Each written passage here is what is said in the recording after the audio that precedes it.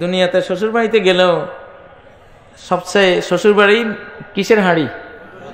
মধুর হাড়ি। নিতে গেলে ঝাঁটার বাড়ি, বুঝেন না?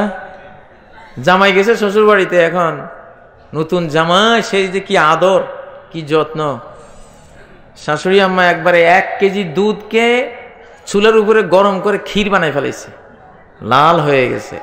এক গ্লাস, 1 কেজি 4 গ্লাস হয়ে গেছে। কয় গ্লাস? 1 গ্লাস। তো জামাই একটু মাওলানা টাইপের জামাই ছিল আর কি, বুঝে যে এই আদর যে চিরস্থায়ী না। তো গ্লাসের ভিতরে আঙ্গুল দিয়া পিলারের মধ্যে দুধের 1 ফোঁটা লাগাইছে, দেখি দুধ কি নিচের দিকে না নাজিল হয় না ওখানে থাকে। দেখে যেখানে লাগাইছে ওখানে আছে, তার মানে আন্তরিকতা 100%। দ্বিতীয় দিন আবারও শাশুড়ি আম্মা ওই রকম 1 গ্লাস দুধ আনছে। আজকেও জামাই শাশুড়ি আম্মা চলে গেছে, ও ফাঁকে দি আঙ্গুলটা লাগাইয়া আবার পিলারে দিছে। দেখে যে একটু নড়ি উঠছে, আজকে একটু নড়ছে, কালকের মতো না। মনে মনে ভাবতেছে সপ্তাহখানিক বেড়ামু চিন্তা করছি, কিন্তু যেভাবে দুধটা নড়ি উঠছে লক্ষণ তো ভালো না। তৃতীয় দিন আবার শাশুড়ি আম্মা আরেক গ্লাস আনছে। উনি দিয়ে যাওয়ার পরে ও আবার আঙ্গুল দিয়ে আজকে যখন পিলারে লাগাইছে দুধ নিচের দিকে রওনা দিচ্ছে। দুধটা খাইয়া কয়, আম্মা চললাম, আসসালামু আলাইকুম। বাবা আরো 2-1 দিন বেড়া। কয় না, আর আরেকবার। গেলাসে দুধে কইতে আছে, জামাই হ্যাঁ তাড়াতাড়ি পালাও, আল্লাহ গ্যারান্টি দিছে। ও আমার বান্দারা, আমার জান্নাতে এরকম হইতো না।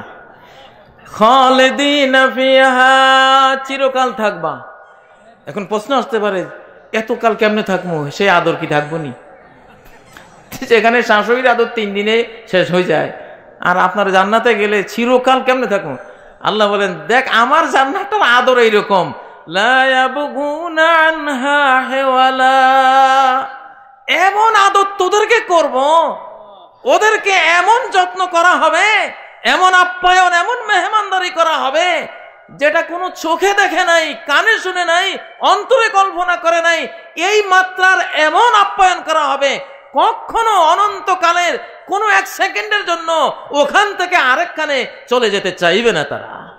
আল্লাহু আকবার। এমন বনভোজনের দরকার আছে না?